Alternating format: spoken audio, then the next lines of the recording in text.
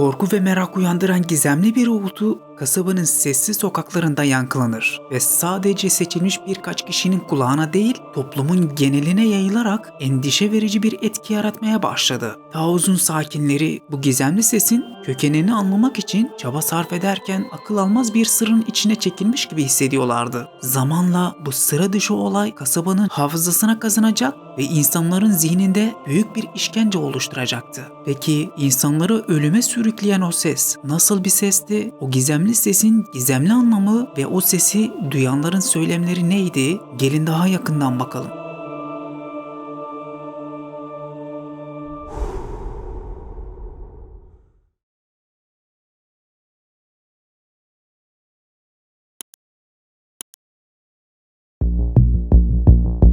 ...1990'ların başlarında Amerika'nın huzurlu kasabası Taos'da sıra dışı bir rahatsızlık hissediliyordu. Bu rahatsız edici uğultunun kaynağı araştırılıp bir açıklaması bulunamayınca olay medyada büyük yankı uyandırmaya başladı.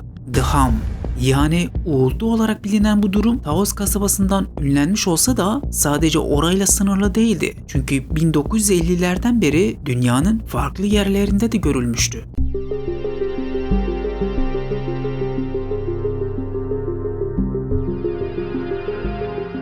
Taos kasabasının sakinleri duydukları uğultunun gizemiyle baş başa kalmışlardı adeta. Dizel motorun tınısına benzer alçak frekansta titreşen bu ses kapalı alanlarda daha belirgin bir şekilde yankılanıyordu. Özellikle karanlık gecelerde kulakları tırmalıyordu. Ancak bu gizemli uğultu sadece kulaklarda değil, Taos'un ruhunda da derin izler bırakıyordu.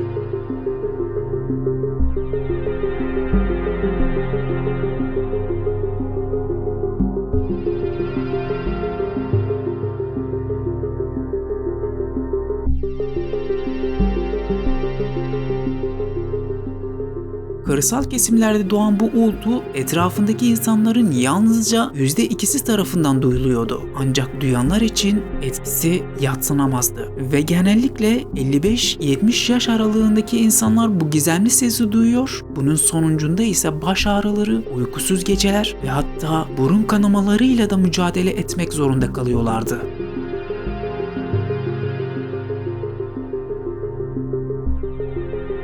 En korkutucu yanı ise kulaklarını tıkasalar bile uğultunun halen de duyuluyor olmasıydı. Bu rahatsız edici ses hiç susmayan bir işkence gibi sürekli varlığını sürdürüyor, az da olsa azalmıyordu. Ve en çarpıcı durum ise İngiltere'de bu uğultuyu duyan bazı kişiler sese dayanamayıp çaresizlik içinde intihar etmeye başladı. Taos'un sessiz sokaklarında bu gizemli sesin kökeni hala bir muamma olarak kalırken insanlar bu tüyler ürpetici sesin peşinden gitmeye devam ediyordu ve insanları ölüme sürükleyen işte o gizemli ses.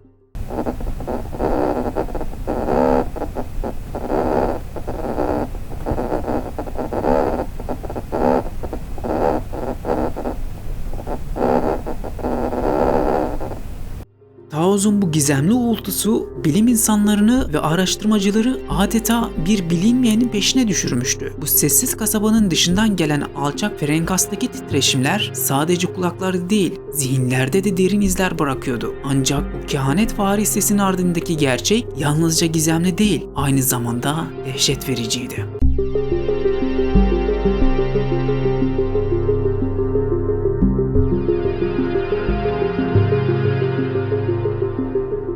Tom Moore gibi cesur ses kayıtçıları Akkulant'taki benzer bir uğultuyu yakalamayı başarmıştı. Ancak bu sadece buzdağının görünen kısmıydı. Çünkü Taos'un sırrı birçok açıklamanın ötesindeki derinliklere uzanıyordu.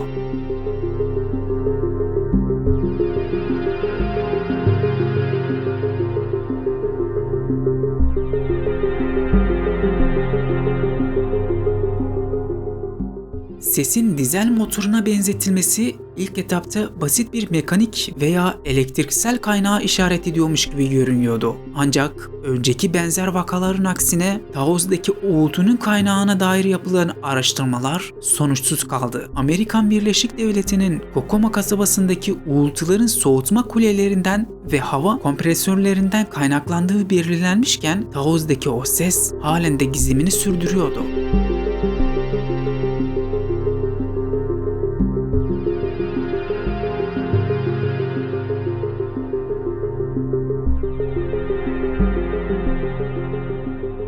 Taoz'un gizemli uğultusu bilim dünyasının başını döndüren bir labirentin içine sürüklüyordu. İlk başta işitme problemleriyle ilişkilendirilmiş olsa da yapılan tıbbi incelemeler insanların işitme kapasitelerinde herhangi bir sorunun olmadığını açıkça ortaya koydu. İç kulaktan yükselen bu gizemli sesin sessiz saatlerde kulakları tırmaladığı düşünülüyordu.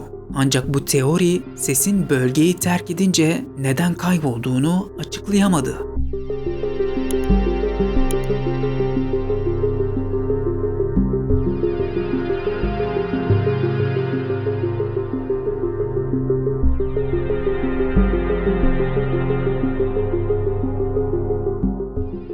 Amerika ve İngiltere'de benzer vakaların yaşanması komplo teorilerini de beraberinde getirdi. Seslerin toplum üzerindeki askeri deneyler için kurgulanan bir senaryonun parçası olabileceği iddia edildi. Hatta bazıları uğultunun ses formunda bir halüsinasyon olduğunu ileri sürdü. Uzaylıların müdahalesinden dahi söz edildi. Ancak ne iddia edilirse edilsin, gerçeklikle yüzleşenler için bu sırrın perdesi halen de aralanmamıştı.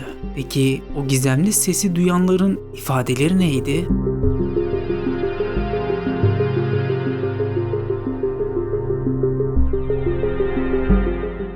Taoz'un uğultusuna maruz kalanlar gürültüyü dizel motorun rölantide çalışması olarak nitelendirdi. İngiltere'nin Leeds kentinde uğultuyu duyan Katie Jack şunları söyledi. Bu bir işkence. Bazen gerçekten çığlık atmak istersiniz. Geceleri daha da kötüleşiyor. Çünkü bu sesi arka planda her zaman duyuyorsunuz. Uykuya dalmak zor, sürekli dönüyor ve ses sizi daha çok etkiliyor. Novak ise şöyle ifade ediyor. Ne yazık ki uğultunun oluştuğu ana kaynağı bulabilmiş değiliz. Bulmamız da sanırım imkansız. Çünkü ses bir hayalet gibi aralıklarla çıkıyor dedi.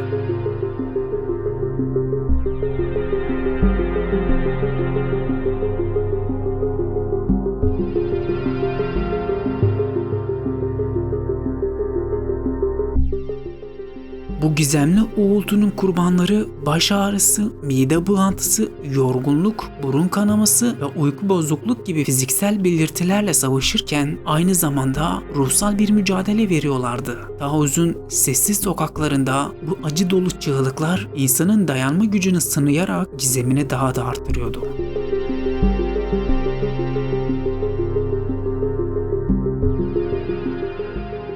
Ortaya atılan birçok teoriye rağmen şu ana denk yapılan bilimsel araştırmalarda dünyanın bilinen en büyük gizemlerinden biri olan bu uğultunun nedeni tam olarak tespit edilemedi ve görünüşe göre de tespit edilemeyecek.